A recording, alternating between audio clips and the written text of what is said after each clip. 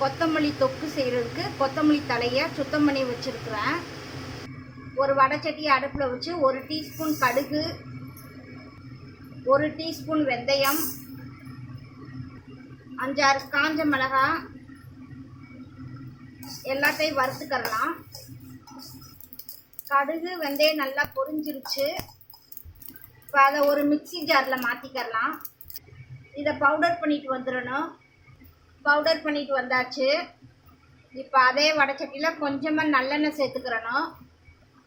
சின்ன சைஸ் புளி சேர்த்து எண்ணெயில் வதக்கிக்கலாம். புளியை வதக்கியாச்சு. ஒரு கை நிறைய மல்லித்தலையை சேர்த்துக்கிறணும். எண்ணெயில் 1 நிமிஷம் வதக்கினா போதும். வதங்கிடுச்சு. இதை ஒரு மிக்ஸி ஜாரில் சேர்த்துக்கலாம்.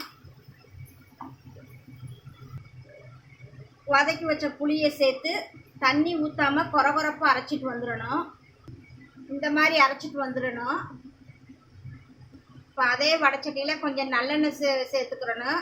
கடுகு, கருவேப்பிலை, ஒரு வரமிளகாவை கிள்ளி வச்சுருக்கிறேன், 5-6 பூண்டு பல்ல தட்டி வச்சுருக்கிறேன். எண்ணெயில் நல்லா வதக்கிக்கலாம். 1/4 டீஸ்பூன் பெருங்காயத்தூள் சேர்த்துக்கிறணும். கொஞ்சமாக மஞ்சத்தூள்,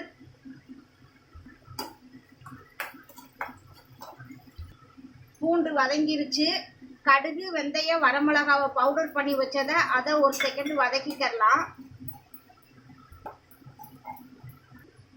அரைச்சி வச்ச மல்லித்தலையை சேர்த்துக்கலாம்.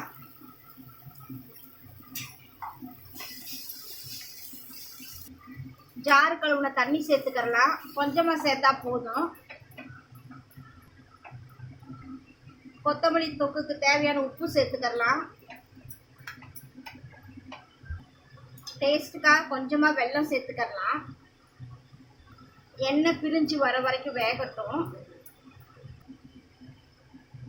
நல்லா எண்ணெய் பிரிஞ்சு வந்துருச்சு. இந்த கொத்தமல்லி தொக்கை வந்து சுடு சோறில் பரட்டி சாப்பிட்டோம்னா ரொம்ப டேஸ்ட்டாக இருக்கும். ஸ்டவ் ஆஃப் பண்ணியாச்சு. ரொம்ப டேஸ்டான கொத்தமல்லி தொக்கு ரெடி ஆயிடுச்சு.